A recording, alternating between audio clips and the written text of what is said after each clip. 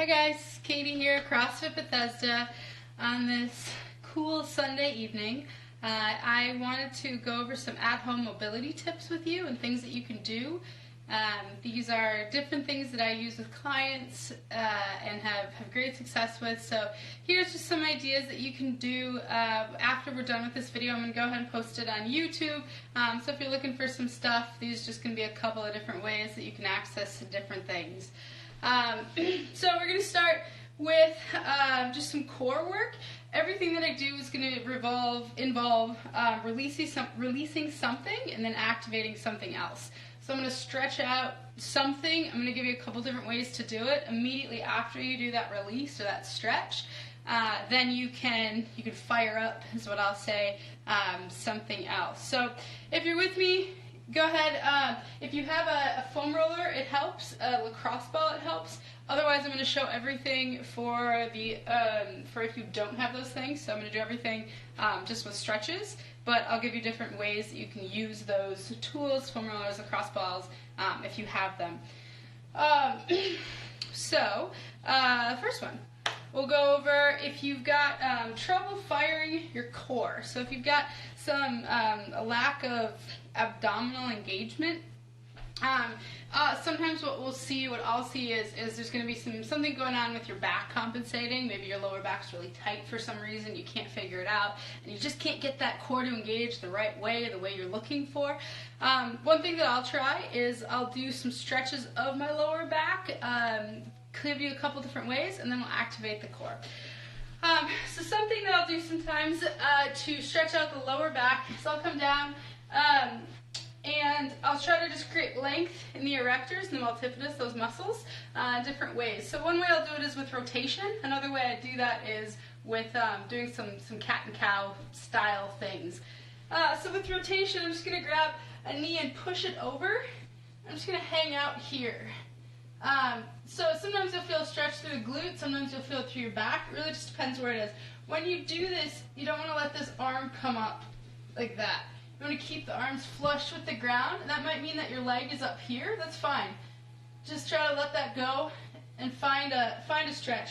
I don't usually feel this stretch immediately in my lower back, but it'll come after I hold it for 1 or 2 minutes. So if this is the variation you're doing, I'm just going to sit. You can do this with me if you're able to right now. You can just go through these things with me, and we'll do some squats in between and just see how it feels. Feel free to check your work with any movement, see how it feels. So right now I'm going to go ahead and switch to the other side.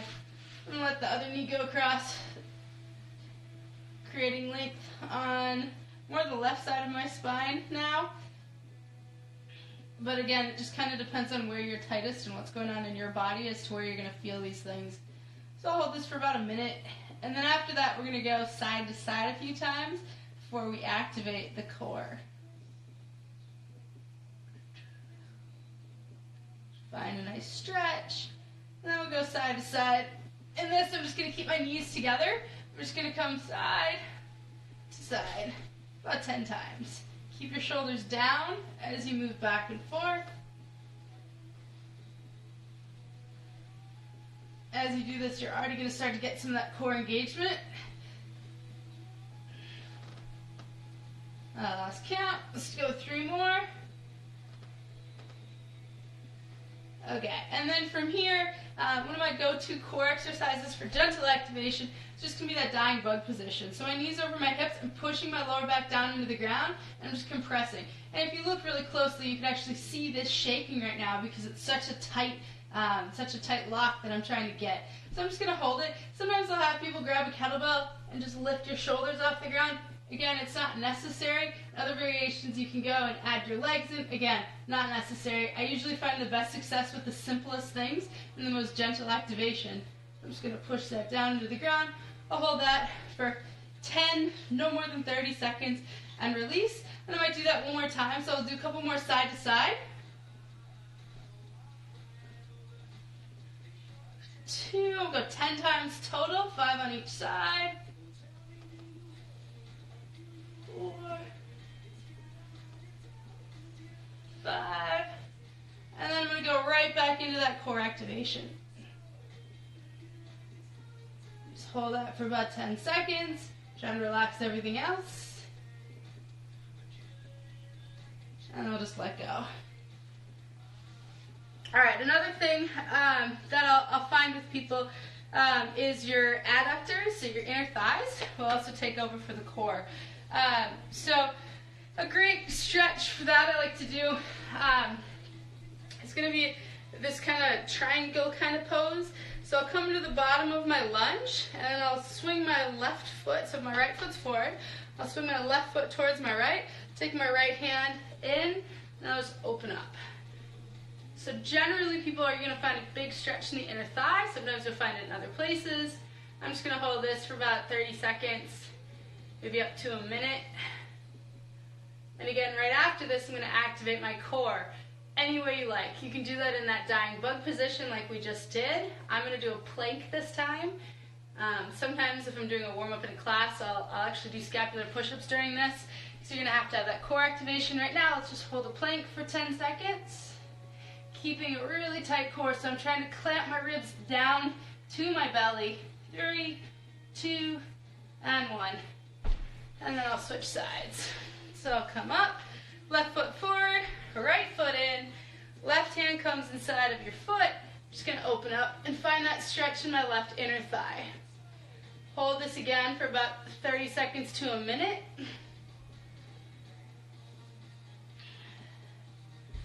Finding breath, taking deep breaths in, deep breaths out, trying to relax.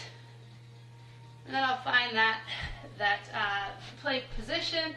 I'll squeeze really tight for about 10 seconds. I might do this once or twice or 2 or 3 times on each side. Just kind of depends how I'm feeling that day. Squeeze really tight, and I'll come down. So again, that's if you notice that your adductors, your inner thighs are really tight and you just don't know why, what you can do about it. That's a good exercise that I'll have my clients do depending on what their issues are. So again, I'm releasing the inner thighs and then I'm going to fire up the core. If you want to do both sides at the same time, you can always come down into this kind of hockey stretch. So my feet are wide, my toes are pointed out. I'm just going to sit back and hang out here for a minute, getting that big stretch in your inner thighs, and then doing the same thing, finding a plank or some kind of a core activation right after it. So different options for the adductors and the core. Next, let's go into some work with the glutes. So I find a lot of times people are having trouble finding their glutes and engaging their glutes. Why is this important? They're a huge muscle in your body, and they're really strong, and it's hard to hurt them, and it's easy to hurt other things. So you guys hear me at the gym constantly talk about finding your glutes.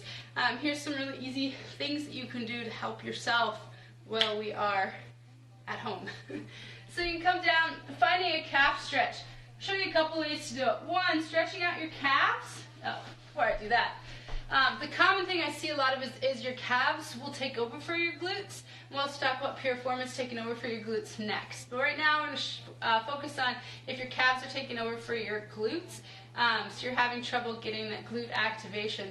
These are the exercises that I'll do for that. So I'm just going to drive. I can do a down dog style thing where I'm here, put my other foot on my heel. You'll feel that calf stretch right away.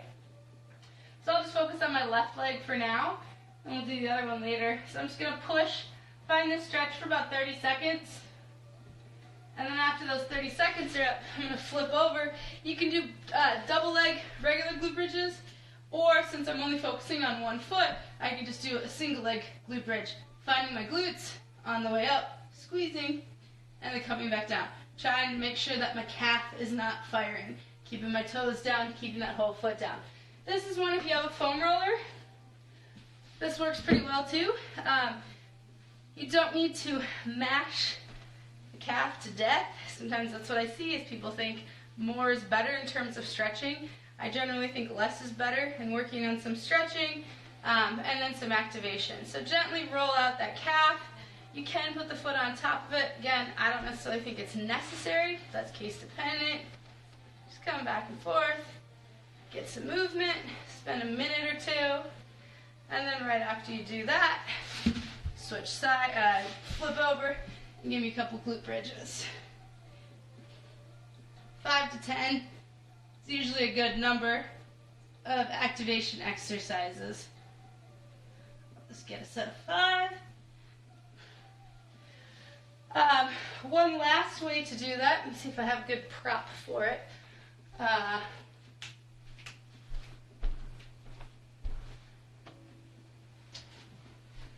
Is you can do this with a dumbbell or a kettlebell, and you just put your foot up. Usually I'll have a shoe on, but you don't need to necessarily. And I'm just going to stretch. So if you look, I do this with a straight leg.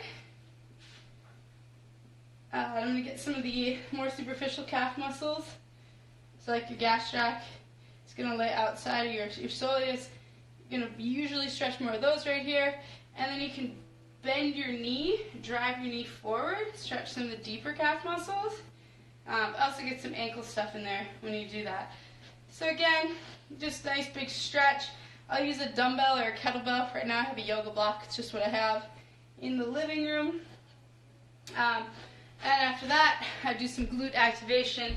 My favorite thing to do is going to be a glute bridge or some kind of like a modified glute bridge where you're just coming up like that. So that first part of your Turkish get-up, when I just push down into my foot, it's going to activate my glute.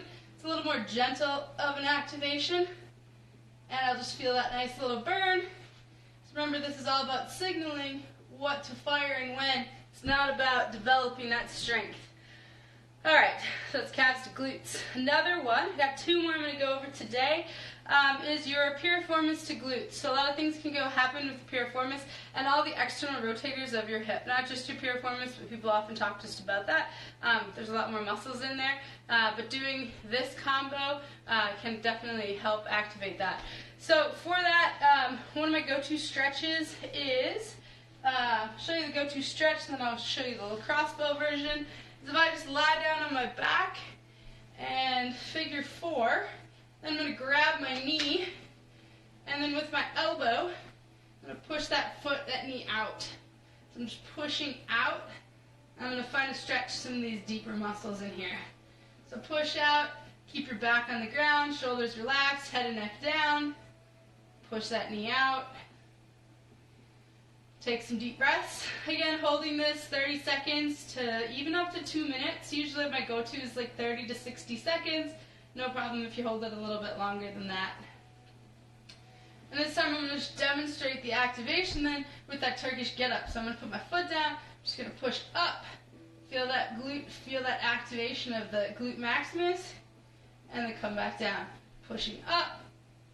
And then coming down. I'll do that 5 times is probably good. One more. Good. Okay, so that's a piriformis one. If you have a lacrosse ball, you take that lacrosse ball, sit on it. You're going to kind of find that meaty part of your bum. And I'm going to cross my leg over. Usually if you've got tightness, your body's going to tell you where to go with this pretty quickly. So you'll sit here, things feel good, ooh, right there. That's your spot. So I'm going to find that, just kind of working the tissue. Kind of move back and forth on that ball. Foam roller works too for this, but I find the lacrosse ball works a lot better because it's a little smaller surface area in contact with you. Feel that. Again, 60 seconds to a minute.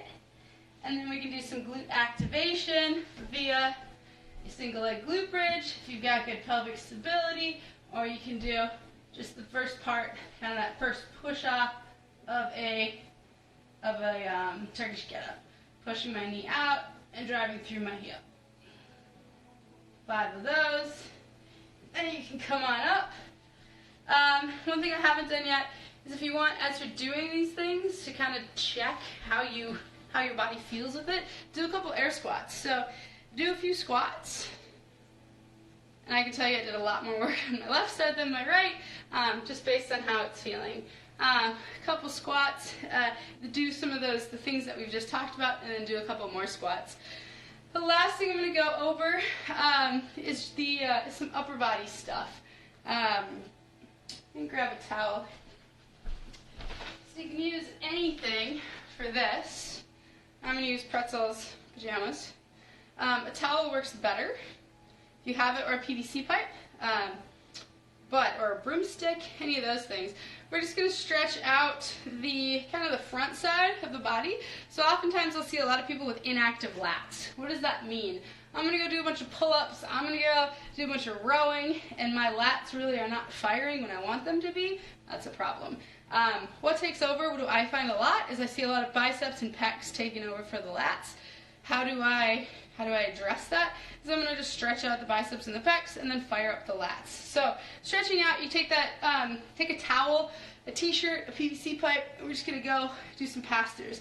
As you do this, you're going to feel that nice stretch through the pecs. As most of you know, feel that big stretch, come on down. Do that about 10 times. Feel that big stretch, pecs, biceps.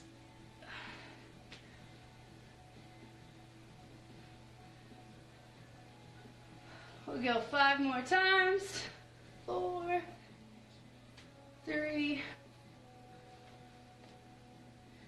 2, and 1. And then right after you do that, we fire the lats. What's an easy way to do that? Anything you know, use it. What I like to do is I'll put my arms up, and then I'm going to pull them down, kind of down and back. So as what I'll tell people is act like you're flying. So I'm just flying, flapping my wings. I'm going to pull down and back. You'll feel that activation right back here as you pull down and back. I'll do that about 5 times. Again, I'll repeat that if necessary. So that's about it for today. These are just some good exercises, good things, remedies that you can do if you are feeling like you just need something's a little tight and you don't know why. You can't really go wrong with these. It's just stretching something out and activating something else. If your body likes it, it's going to make those some adaptations. If it doesn't need it, it's not going to really matter.